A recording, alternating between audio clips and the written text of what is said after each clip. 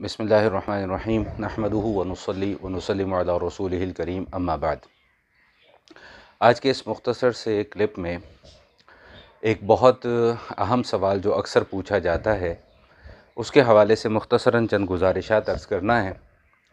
सवाल ये पूछा जाता है कि आया ये जो मोबाइल फ़ोन है इस पर हम कुरान करीम की तिलावत कर सकते हैं या नहीं कर सकते, कुरान करीम मोबाइल फ़ोन में इंस्टॉल कर सकते हैं नहीं कर सकते, और बहुत अहम सवाल कि आया हम जो मोबाइल में कुरान करीम की तिलावत करते हैं इससे हमें अजर और सवाब मिलता है या नहीं मिलता।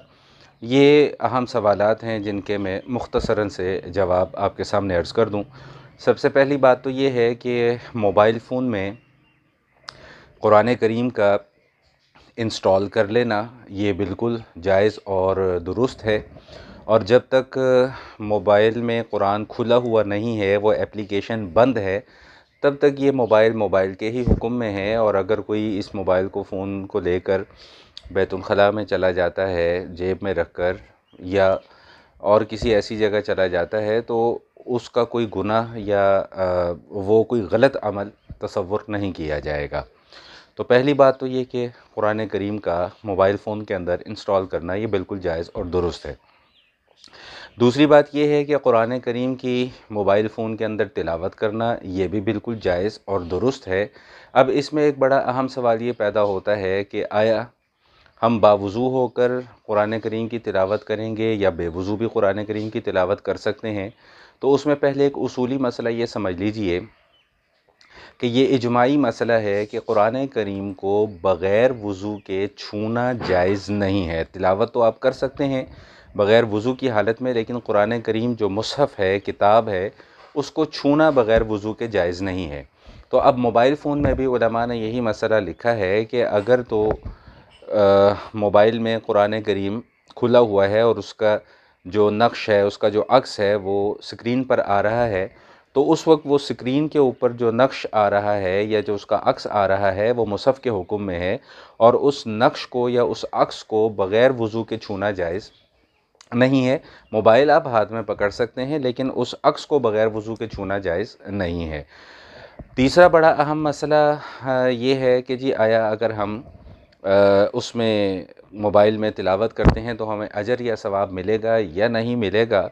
तो इसमें भी उलमा की राय ये है कि यकीनन तिलावत का अजर और सवाब तो ज़रूर मिलेगा, लेकिन जो एक मुसहफ़ में कुरान करीम में किताबी जो शक्ल में जो मुसहफ़ हमारे सामने मौजूद है उसमें जो तिलावत का अजर और सवाब है, बहरहाल मोबाइल के अंदर वो अजर और सवाब नहीं है। तो इसलिए अगर तो किसी ऐसी जगह पर हों कि जहाँ पर मुसहफ़ दस्तयाब ना हो, तो फिर तो आप कुरान करीम की मोबाइल में तिलावत मौका तलाश करके कर सकते हैं। लेकिन अगर कहीं पर मुसहफ़ दस्तयाब हो बाकायदा तौर पे, तो फिर बेहतर ये है कि वहाँ पर मुसहफ़ में ही तिलावत की जाए, ताकि उसका जो तिलावत का अजर और सवाब जो है वो मुकम्मल तौर पे हमें मिल सके। एक बड़ा अहम नुक्ता आखिर में मैं अर्ज़ करता चलूँ कि गुज़िश्ता कुछ सालों से एक पोस्ट बड़ी मशहूर चल रही है कि मोबाइल में जो मैसेज इस्लामी मैसेज आते हैं या कुरान करीम की तिलावत आयात के पोस्ट्स आ जाती हैं या अहादीस की पोस्ट आ जाती हैं, उसको डिलीट ना करो, या क़यामत की निशानियों में से है। तो ऐसा कुछ भी नहीं है, ये तवाहुम परस्ती है। वो जो अहादीस के अंदर कुरान करीम के उठ जाने का या मिट जाने का तज़किरा है, वो बाकायदा तौर पे जो मुसहफ़ के अंदर अल्फाज हैं उन अल्फाज को उठा लिया जाएगा, उन अल्फाज को मिटा दिया जाएगा। उनका ये मोबाइल के अंदर से कोई मैसेज या कोई कुरान की आयत या कोई हदीस को डिलीट करने से कोई ताल्लुक़ नहीं है। बहरहाल ये मुख्तसरन चंद सवाल थे जो बहुत ज़्यादा पूछे जाते हैं, इसलिए उन सवालों के जवाब आपकी खिदमत में अर्ज़ कर दिए। मज़ीद अगर इस हवाले से कोई मालूमात को साहब हासिल करना चाहते हों या सवाल पूछना चाहते हों, तो ये स्क्रीन पर मेरा फ़ोन नंबर भी आ जाएगा। बेहतर होगा पहली कोशिश ये करें कि जब भी कोई मसला पूछना हो वो कॉल करके मसला पूछ लिया जाए। बाज़ हज़रात वो कमेंट्स में सवालात पूछ लेते हैं या मैसेजेस के ज़रिए, तो वो एक वक्त में बहुत सारे लोगों को मैसेजेस के ज़रिए जवाब देना मुश्किल होता है।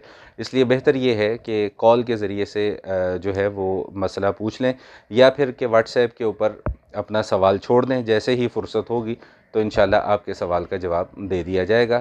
اللہ تعالی ہم سب کو عمل کی توفیق عطا فرمائے۔ والسلام علیکم ورحمۃ اللہ وبرکاتہ۔